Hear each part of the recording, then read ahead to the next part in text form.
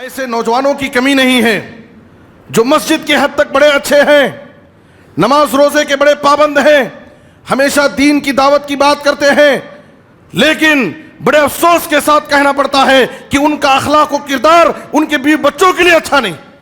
دوستوں میں ان کا اخلاق بڑا اچھا ہے، دوستوں میں ان کا رہن سہن، ان کا اٹھنا بیٹھنا بڑا اچھا ہے، لیکن اپنی فیملی میں ان کا کردار، ان کا کیریکٹر صحیح نہیں ہے۔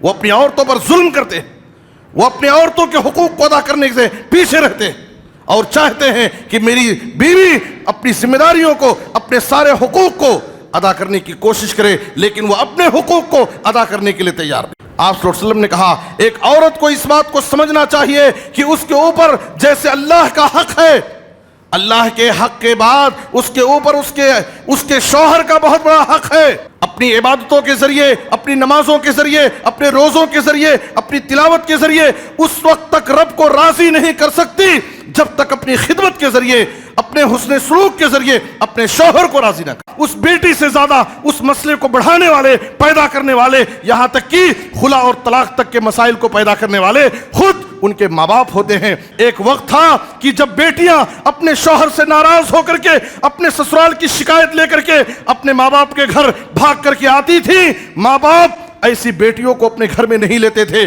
اپنے گھر کے دروازے ان کے لیے بند کر دیتے تھے، واپس بھیجتے تھے اور کہتے تھے اپنے شوہر کے ساتھ صبر کر کے قناعت کی زندگی اپنے شوہر کے ساتھ گزارو، تمہارا شوہر تمہارے لیے جنت بھی ہے جہنم بھی ہے۔ شوہر کا مقام ماں باپ سمجھاتے تھے، اپنی بیٹیوں کی تربیت کرتے تھے۔ آج معاملہ بدل گیا ہے، ہم اپنی بچیوں کی ایک ایک شکایت سن کر کے معاملے کو بڑھاتے ہیں اور اختلافات کی نوبت لاتے ہیں۔ ان الحمد للہ نحمده ونستعینه ونستغفره ونعوذ باللہ من شرور انفسنا ومن سیئات اعمالنا من يهده الله فلا مضل له ومن يضلل فلا هادي له واشهد ان لا اله الا الله وحده لا شريك له واشهد ان محمدا عبده ورسوله يا ايها الذين امنوا اتقوا الله حق تقاته ولا تموتن الا وانتم مسلمون يا ايها الناس اتقوا ربكم الذي خلقكم من نفس واحده وخلق منها زوجها وبث منهما رجالا كثيرا ونساء واتقوا الله الذي تساءلون به والارحام ان الله كان عليكم رقيبا يا ايها الذين امنوا اتقوا الله وقولوا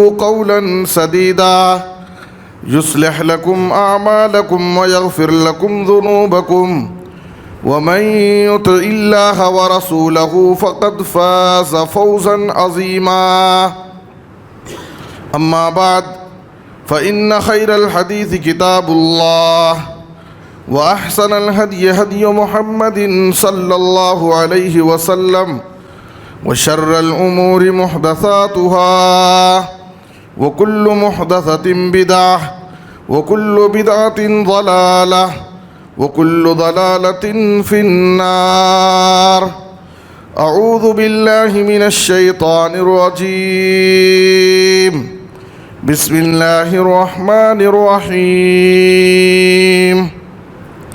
ومن آیاته ان خلق لكم من انفسكم ازواجا لتسكنوا الیہا وجعل بینکم مودة ورحمة ان فی ذلک لآیات لقوم یتفکرون سبحانک لا علم لنا الا ما علمتنا انک انت العلیم الحکیم رب اشرح لی صدری ویسر لی امری واحلل عقدۃ من لسانی یفقہوا قولی رب زدنی علما۔ ہر قسم کی حمد و ثنا، تعریف و ستائش، بڑائی اور بزرگی، عظمت و کبریائی صرف اللہ رب العالمین کے لیے لائق اور زیبا ہے۔ درود و سلام ہو ہم سب کے آخری نبی جناب محمد الرسول اللہ صلی اللہ علیہ وسلم پر۔ محترم حضرات، خواتین اسلام، آج خطبہ جمعہ کا موضوع ہے خوشگوار ازدواجی زندگی کے راز۔ ہماری گھریلو زندگی کو، میاں بیوی کی زندگی کو خوشگوار اور پرسکون کیسے بنائیں۔ یقیناً میاں بیوی کا رشتہ اسلام میں پیار و محبت، ہمدردی اور غمخواری کا رشتہ ہے، ایک دوسرے سے سکون و قرار حاصل کرنے کا رشتہ ہے۔ یہی وجہ ہے کہ قرآن مجید میں اللہ تعالیٰ نے اس کو اپنی نشانیوں میں بتاتے ہوئے فرمایا وَمِنْ آيَاتِهِ أَنْ خَلَقَ لَكُم مِّنْ أَنفُسِكُمْ أَزْوَاجًا لِتَسْكُنُوا إِلَيْهَا، اور اللہ کی نشانیوں میں سے ایک نشانی یہ بھی ہے کہ اس نے تمہارے لیے تمہاری ہی جنس سے تمہارا جوڑا بنایا، یعنی عورت وہ بھی جنس بشر سے، وہ بھی ایک انسان ہے، اور اس جوڑے کا مقصد کیا ہے؟ لِتَسْكُنُوا إِلَيْهَا، تاکہ تم اس سے سکون حاصل کرو۔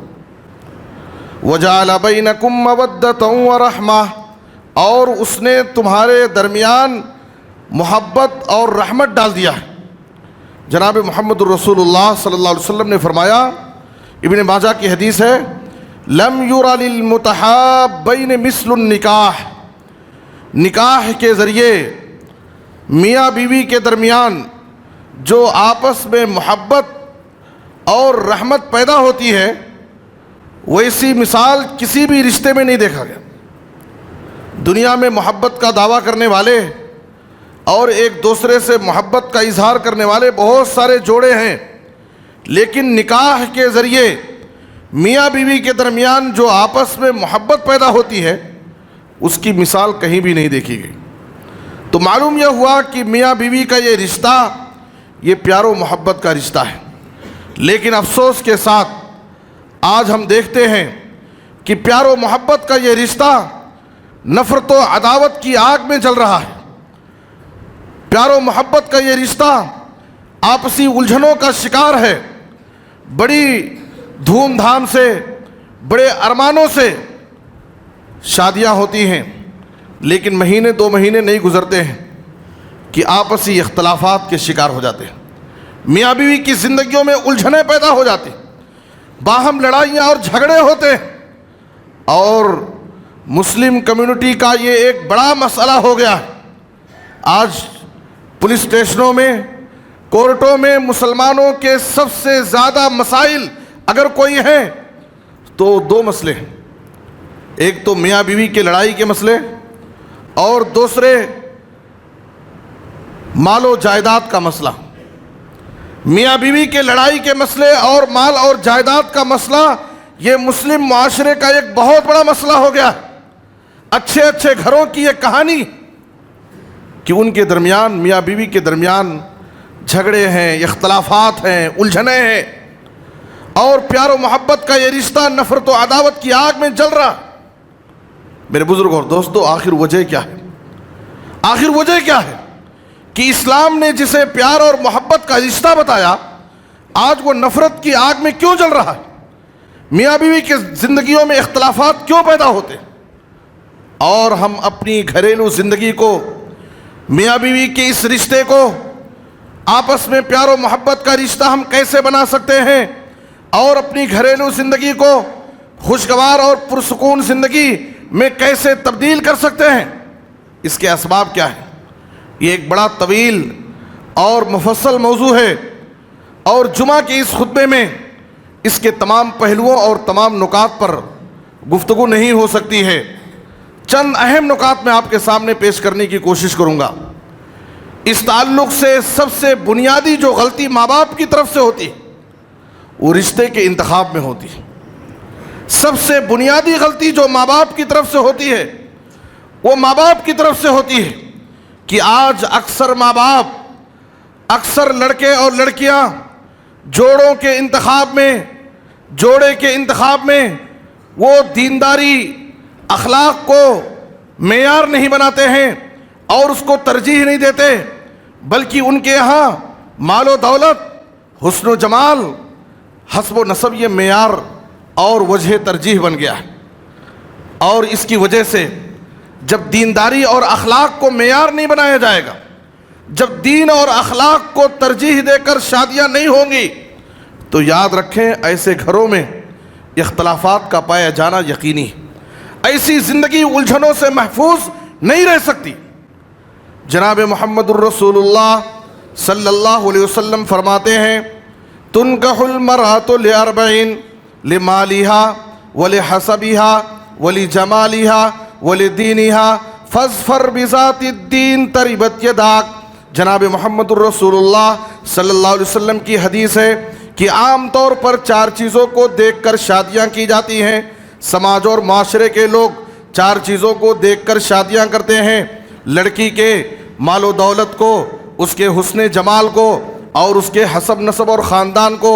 لیکن جناب محمد الرسول اللہ صلی اللہ علیہ وسلم نے جس چیز کا حکم دیا ہے اور جس چیز کے اندر خیر اور بھلائی رکھی ہے، آپ صلی اللہ علیہ وسلم نے فرمایا فَاظْفَرْ بِذَاتِ الدِّينِ تَرِبَتْ يَدَاكَ۔ اگر تم اپنی زندگی کو خوشگوار بنانا چاہتے ہو، اپنی گھریلو زندگی میں کامیابی دیکھنا چاہتے ہو، تو تم دیندار لڑکی کو رشتہ دے کر کے، دیندار لڑکی سے نکاح کر کے تم اپنی زندگی کو خوشگوار بنا لو۔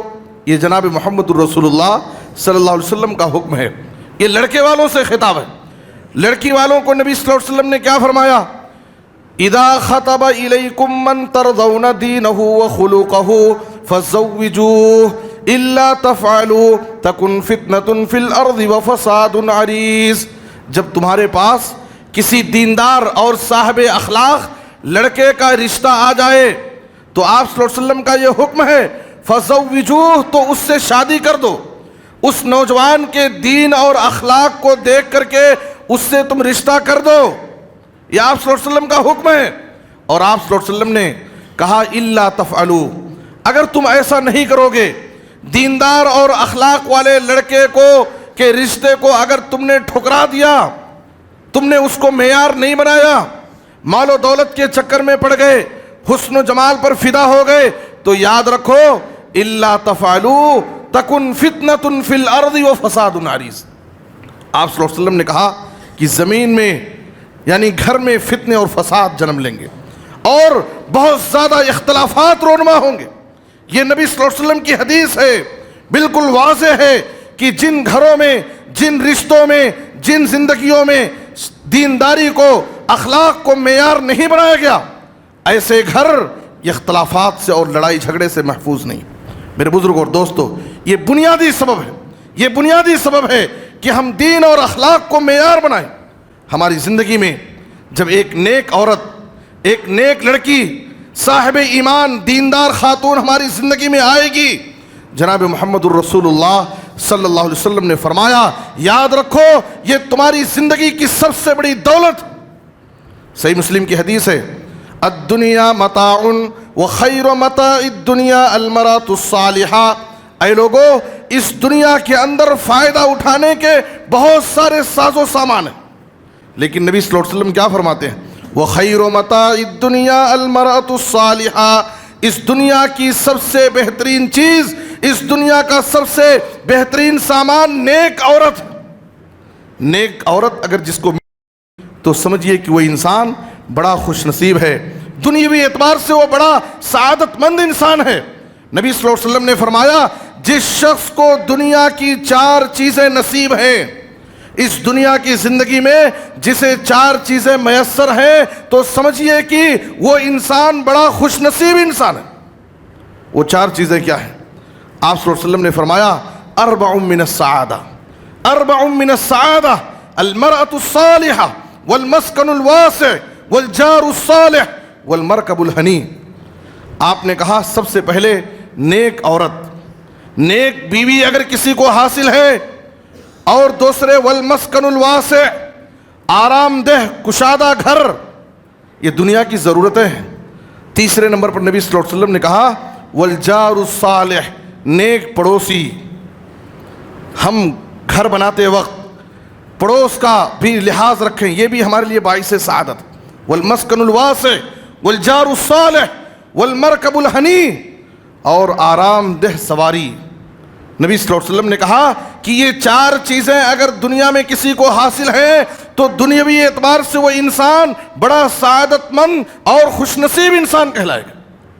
اور آپ صلی اللہ علیہ وسلم نے فرمایا من رزقہ اللہ امراۃ صالحہ فقد اعانہ علی شطر دینہ فلیتق اللہ فی الشطر الباقی.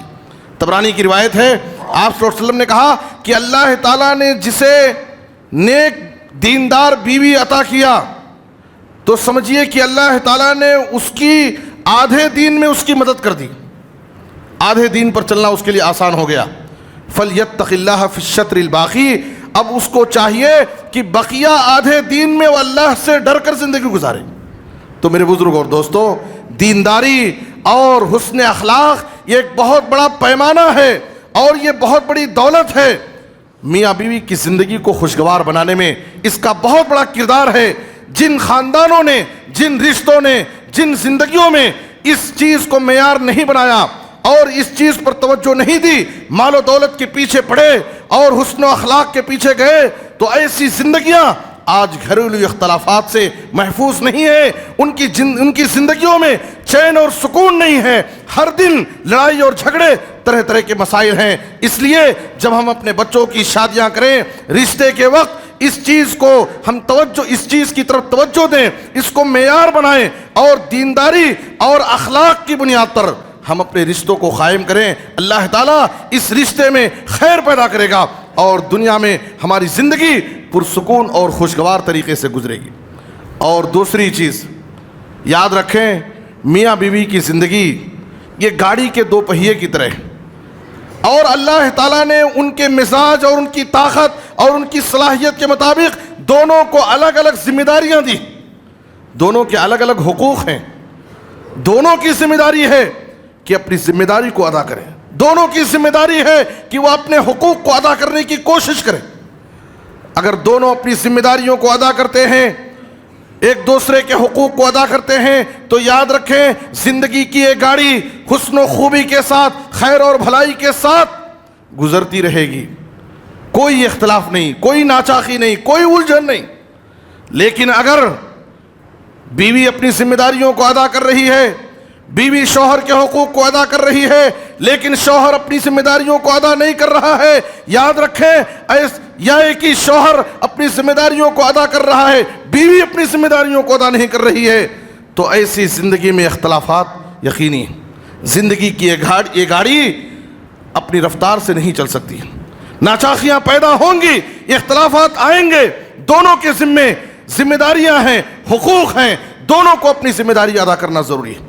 شوہر یہ چاہتا ہے کہ میری بیوی میری اپنے ذمہ داریوں کو ادا کرے، میرے حقوق کو ادا کرے، لیکن وہ اپنی ذمہ داریوں کو ادا کرنا نہیں چاہتا. یہ زندگی خوشگوار کیسے ہو سکتی ہے؟ دونوں کے لیے ذمہ داری ہے کہ وہ اپنے حقوق کو ادا کرنے کی کوشش کریں، اور دونوں پر شریعت نے حقوق نافذ کیے. قرآن مجید میں اللہ تعالیٰ نے فرمایا وَلَهُنَّ مِثْلُ الَّذِي عَلَيْهِنَّ بِالْمَعْرُوفِ وَلِلرِّجَالِ عَلَيْهِنَّ دَرَجَةٌ، عورتوں کے بھی مردوں پر ویسے ہی حقوق ہے جیسے مردوں کے عورتوں پر حقوق ہے. عورتوں کے مردوں پر بھی ویسے ہی حقوق ہیں جیسے مردوں کے عورتوں پر حقوق ہے. لیکن اللہ تعالیٰ نے کہا وَلِلرِّجَالِ عَلَيْهِنَّ دَرَجَةٌ، مردوں کو عورتوں پر ایک درجہ فضیلت حاصل ہے. مرد حضرات یہ اپنے گھر کے نگہبان ہیں، ان کو خوام بنایا گیا ہے، لیکن دونوں کے حقوق ہیں، دونوں کی ذمہ داریاں ہیں. آپ صلی اللہ علیہ وسلم نے ترمذی کی حدیث کے اندر ہے فرمایا اکمل المومنین ایمانا احسنهم خلقا وخیرکم خیرکم لنسائہم. نبی صلی اللہ علیہ وسلم کی حدیث ہے کامل مومن، مثالی مومن اللہ کی نظر میں وہ ہے جو اخلاق میں سب سے اچھا ہے. میرے بزرگوں اور دوستو، اللہ کی نظر میں اچھا ہونے کے لیے سب سے بڑا پیمانہ ہمارا اخلاق ہے. ہم اخلاق میں جتنے اچھے ہیں، ہم اللہ کی نظر میں اتنے کامل مومن ہیں. اس کے بعد آپ صلی اللہ علیہ وسلم نے کہا وَخَيْرُكُمْ خَيْرُكُمْ لِنِسَائِهِمْ، تم میں سب سے بہتر انسان وہ ہے جو اپنی عورتوں کے حق میں بہتر ہے. تم میں سب سے بہتر انسان وہ ہے جو اپنی عورتوں کے حق میں بہتر. اور آپ صلی اللہ علیہ وسلم نے دوسری حدیث کے اندر فرمایا خیرکم خیرکم لأہلی وانا خیرکم لأہلی، اے لوگو تم میں سب سے بہتر انسان وہ ہے جو اپنے اہل و عیال کے لیے اپنے بیوی بچوں کے حق میں بہتر ہو. اور یاد رکھو آپ صلی اللہ علیہ وسلم نے اپنی مثال پیش کی کہ میں تم میں سب سے زیادہ اپنے بیوی بچوں کے لیے بہتر انسان ہوں. نبی صلی اللہ علیہ وسلم کی مثال، آپ صلی اللہ علیہ وسلم کا اسوہ، آپ صلی اللہ علیہ وسلم کا اخلاق اہل و عیال کے لیے سب سے مثالی اخلاق تھا. نبی صلی اللہ علیہ وسلم اپنی بیویوں کے جذبات و احساسات کا لحاظ رکھتے تھے، ان کے حقوق کو ادا کرتے تھے. آج ایسے نوجوانوں کی کمی نہیں ہے جو مسجد کی حد تک بڑے اچھے ہیں، نماز روزے کے بڑے پابند ہیں، ہمیشہ دین کی دعوت کی بات کرتے ہیں، لیکن بڑے افسوس کے ساتھ کہنا پڑتا ہے کہ ان کا اخلاق و کردار ان کے بیوی بچوں کے لیے اچھا نہیں. وہ ایک طرف اللہ کے حقوق ادا کر رہے ہیں لیکن ان کے اوپر بندوں کے جو حقوق ہیں ان حقوق کو ادا کرنے میں وہ پیچھے ہیں.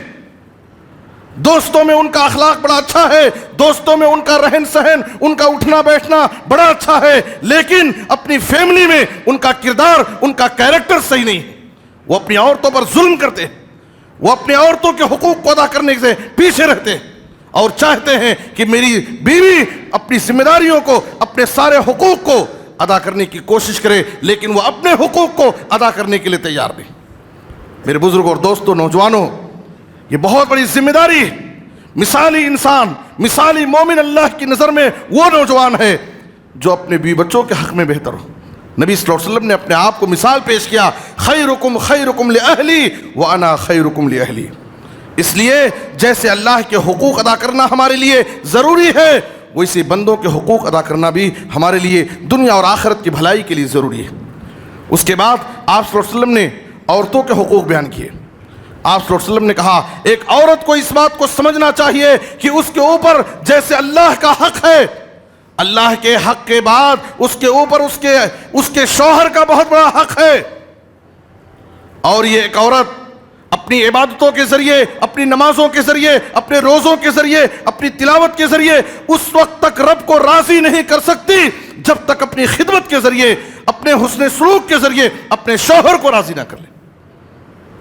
آج بہت ساری عورتوں کا معاملہ یہ ہے، نماز روزے میں بہت اچھے ہیں، دین کی بڑی پابند ہیں، لیکن شوہر کے ساتھ ان کا سلوک اور برتاؤ اچھا نہیں.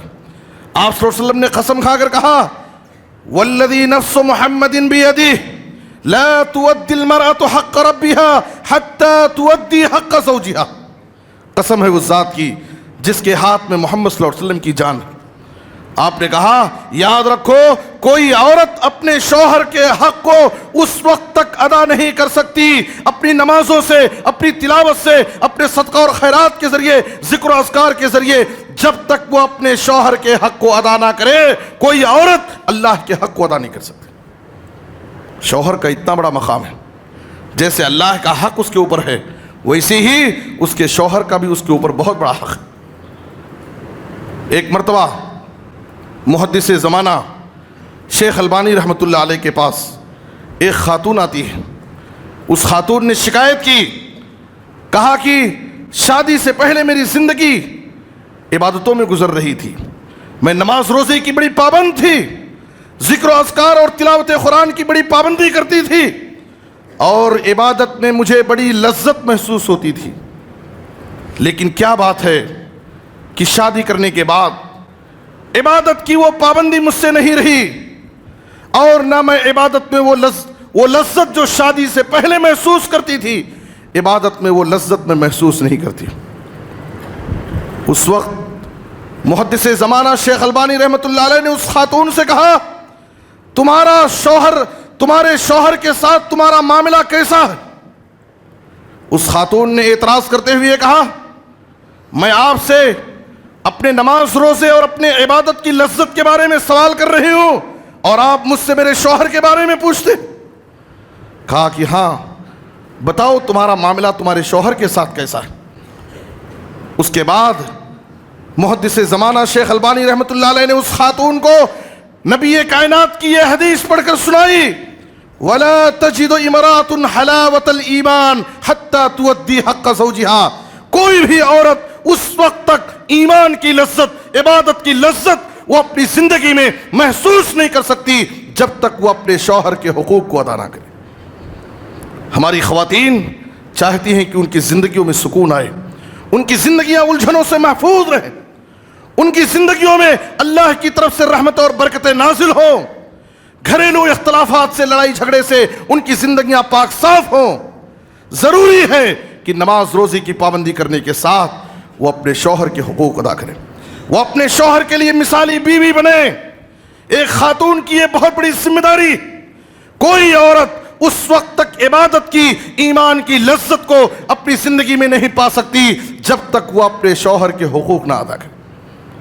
اسی لیے حسین بن محسن رضی اللہ عنہ کی پھوپھی ایک مرتبہ نبی صلی اللہ علیہ وسلم کی خدمت میں آئیں، ایک ضرورت کے تحت جب وہ اپنے کام سے فارغ ہوئیں، نبی صلی اللہ علیہ وسلم نے اس خاتون سے سوال کیا، کیا تمہارے شوہر ہیں؟ اس خاتون نے کہا کہ ہاں اللہ کے رسول میرے شوہر ہیں۔ نبی صلی اللہ علیہ وسلم نے کہا تمہارے شوہر کے ساتھ کیسا معاملہ ہے؟ اس خاتون نے کہا کہ میں اپنے شوہر کی ہر ممکن خدمت کرتی ہوں، ان کی اطاعت اور فرما برداری کرتی ہوں، ان کے ساتھ اچھا سلوک کرتی ہوں، میں اپنی طاقت بھر اپنے شوہر کے تمام حقوق کو ادا کرنے کی کوشش کرتی ہوں۔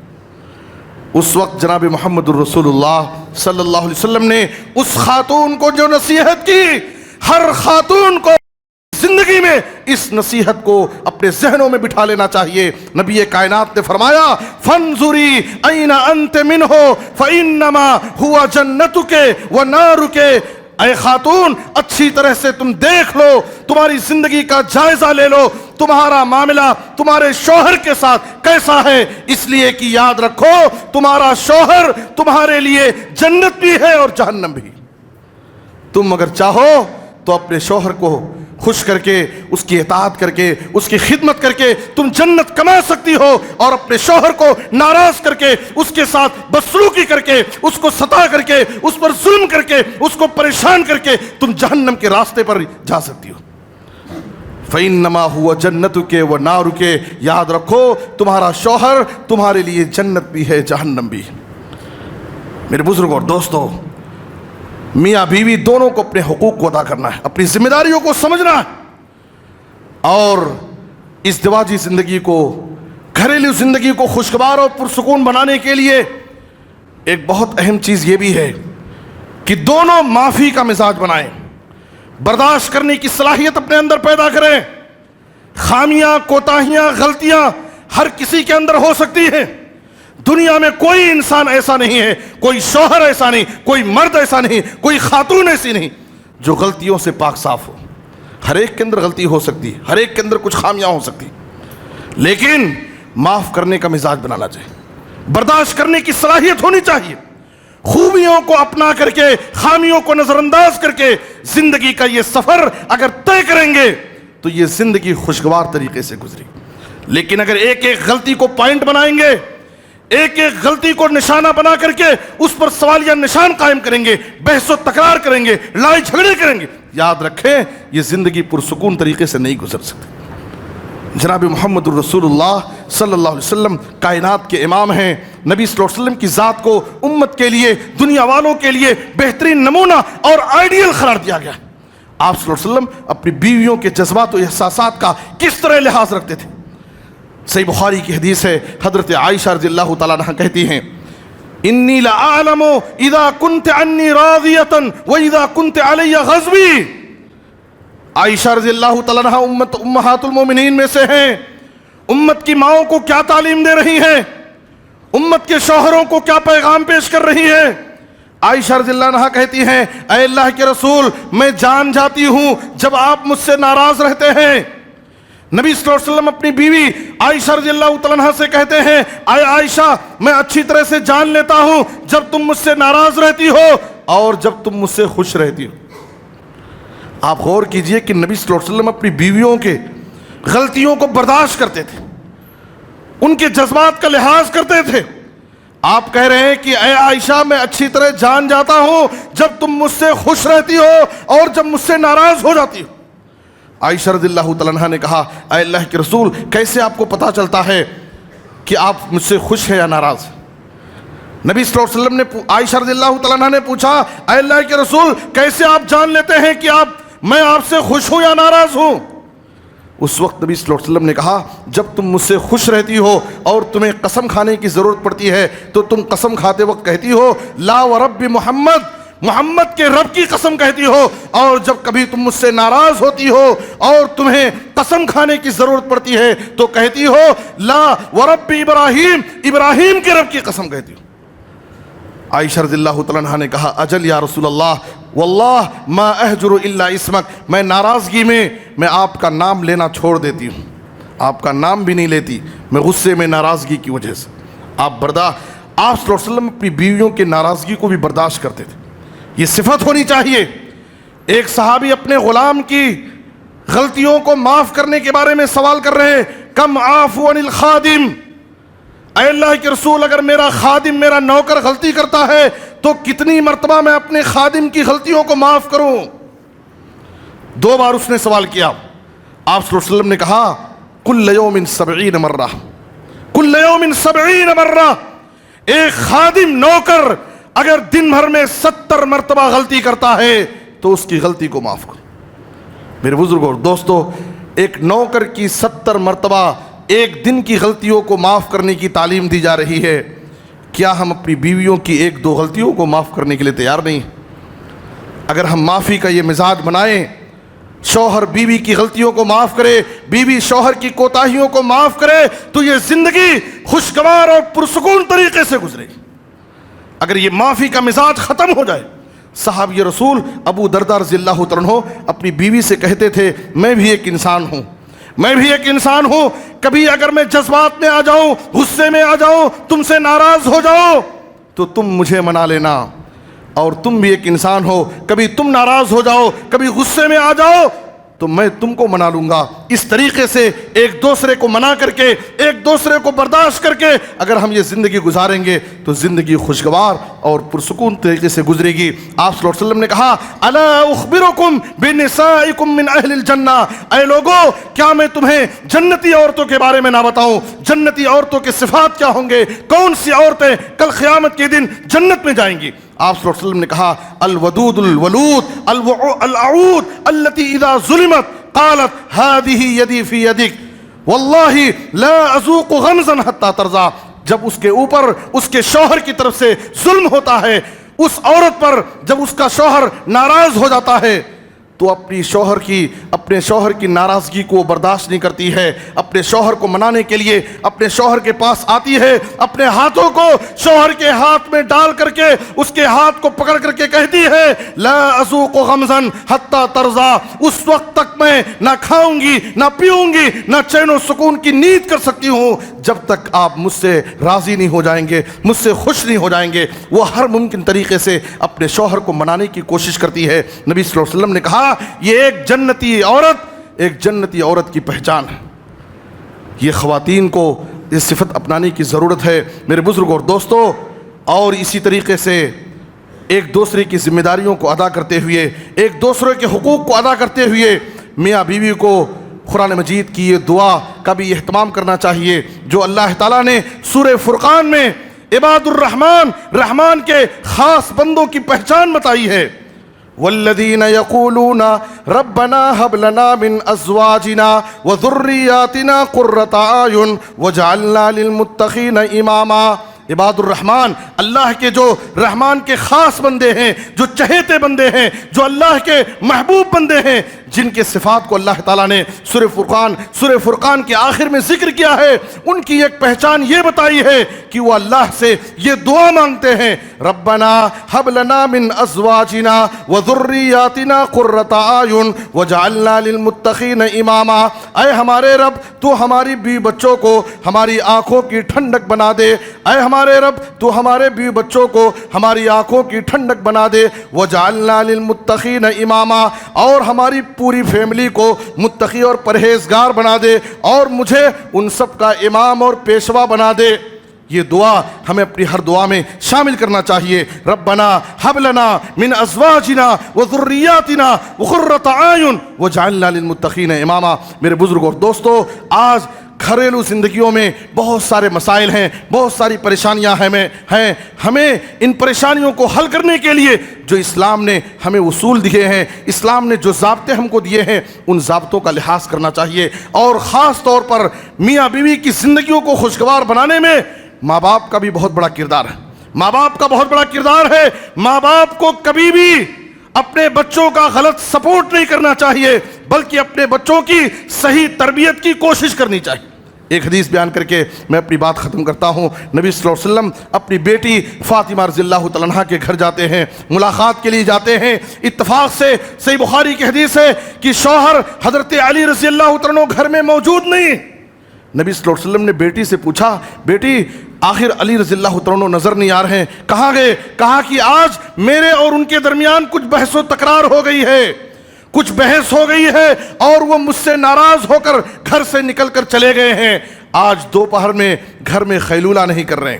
نبی صلی اللہ علیہ وسلم نے ایک آدمی کو بلایا، کہا کہ جاؤ دیکھ کر کے آؤ کہ علی رضی اللہ تعالیٰ عنہ کہاں ہیں. وہ انسان گیا، ڈھونڈ کر کے آ کر کے رپورٹ پیش کیا، کہا کہ علی رضی اللہ تعالیٰ عنہ مسجد میں سوئے ہوئے ہیں. آپ صلی اللہ علیہ وسلم سننے کے بعد آپ صلی اللہ علیہ وسلم مسجد گئے، دیکھا کہ علی رضی اللہ تعالیٰ عنہ مسجد میں سوئے ہوئے ہیں اور جو چادر اوڑھے تھے وہ چادر جسم سے ہٹ گئی ہے اور اس زمین کے گرد و غبار مٹی حضرت علی کے جسم پر لگی ہوئی ہے. نبی صلی اللہ علیہ وسلم ان کے قریب آتے ہیں اور بڑے پیار اور محبت سے ان کے جسم میں لگی ہوئی مٹی کو آپ صلی اللہ علیہ وسلم اپنے ہاتھوں سے صاف کرتے ہیں، جھاڑتے ہیں اور کہتے ہیں قم ابا تراب، قم ابا تراب، اے مٹی کے باپ اٹھو اور چلو گھر چلیں گے. نبی صلی اللہ علیہ وسلم ان کو بہلا کر کے آپ صلی اللہ علیہ وسلم ان کو گھر لے کر کے آتے ہیں. حضرت علی رضی اللہ تعالیٰ عنہ کہتے ہیں کہ نبی صلی اللہ علیہ وسلم اس وقت میرے جسم میں مٹی لگی ہوئی تھی، اسی کیفیت کے ساتھ آپ صلی اللہ علیہ وسلم نے مجھے بلایا اور مجھے ابو تراب کہا، قم ابا تراب. اس کے بعد سے حضرت علی رضی اللہ تعالیٰ عنہ اس بات کو پسند کرتے تھے کہ کوئی ان کو ابو تراب کہہ کر کے بلائے، اس لیے کہ ابو تراب کہہ کر کے نبی صلی اللہ علیہ وسلم نے ان کو بلایا اور ان کو پکارا تھا. اس لیے حالانکہ ابو تراب کا معنی ہوتا ہے اے مٹی کے باپ، ان کے جسم میں مٹی لگی ہوئی تھی چادر ہٹنے کی وجہ سے، اس لیے چونکہ نبی نے اس سے خطاب کیا تھا، نبی نے یہ کہہ کر کے ان کو بلایا تھا، اس کے بعد وہ پسند کرتے تھے کہ لوگ ان کو ابو تراب کہیں. میرے بزرگ اور دوستو، جب بیٹی نے کہا کہ میرے اور ان کے درمیان کچھ تکرار ہو گئی ہے، کچھ بحث ہو گئی ہے اور مجھ سے وہ ناراض ہو کر گھر سے چلے گئے ہیں، نبی صلی اللہ علیہ وسلم بیٹی کی یہ بات سن کر کے جذبات میں نہیں آئے، غصے میں نہیں آئے، بھڑک نہیں گئے کیسے وہ ناراض ہو گئے. آج ہمارا حال کیا ہے؟ کسی طرح سے بیٹی کا کوئی فون آ گیا، کوئی شکایت آ گئی، ماں باپ جذبات میں آ جاتے ہیں، غصے میں آ جاتے ہیں اور بچی سے زیادہ، اس بیٹی سے زیادہ اس مسئلے کو بڑھانے والے، پیدا کرنے والے، یہاں تک کہ خلا اور طلاق تک کے مسائل کو پیدا کرنے والے خود ان کے ماں باپ ہوتے ہیں. اس لیے میرے بزرگوں اور دوستو، بچیوں کا کبھی بھی غلط سپورٹ نہ کیا جائے،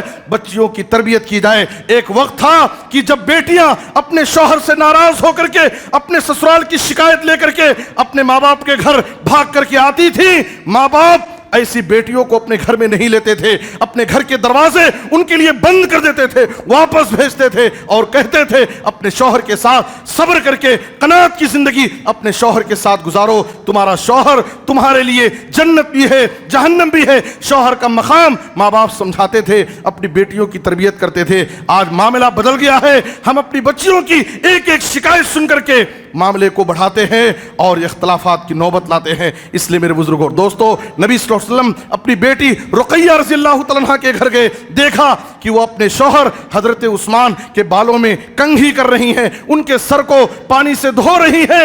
نبی صلی اللہ علیہ وسلم بیٹی کی تربیت کرتے ہیں، احسنی الی ابی عبداللہ، اور بعض روایتوں میں ہے اکرمی فإنہ اصحابی بی خلقن، اے میری بیٹی تم اپنے شوہر عثمان کے ساتھ، ابو عبداللہ کے ساتھ اچھا سلوک کرو، ان کی تکریم کرو، ان کے ساتھ اچھا معاملہ کرو، اس لیے کہ صحابہ میں میرے نزدیک میرے اخلاق سے سب سے زیادہ مشابہ اگر کوئی صحابی ہیں جن کے اخلاق و عادات مجھ سے سب سے زیادہ مشابہ ہیں، یہ عثمان رضی اللہ تعالیٰ عنہ ہے. اس لیے تم اپنے شوہر کے ساتھ اچھا سلوک کرو. تو ماں باپ کو اپنی بیٹیوں کی غلط سپورٹ کرنے کے بجائے ان کی تربیت کریں، ان کو شوہر کا مقام بتائیں، تاکہ ان کی زندگیوں میں اگر کبھی کوئی تکلیف آ جائے، کوئی پریشانی بھی آ جائے تو ہنسی خوشی اس کو صبر کے ساتھ برداشت کر لیں۔ اللہ ہم سب کو حسن عمل کی توفیق دے۔ اے اللہ جو پریشان حال ہیں ان کی پریشانیوں کو دور فرما، جو مقروض ہیں انہیں ادائیگی قرض کی کوئی آسان سبیل پیدا فرما۔ اے اللہ پورے عالم میں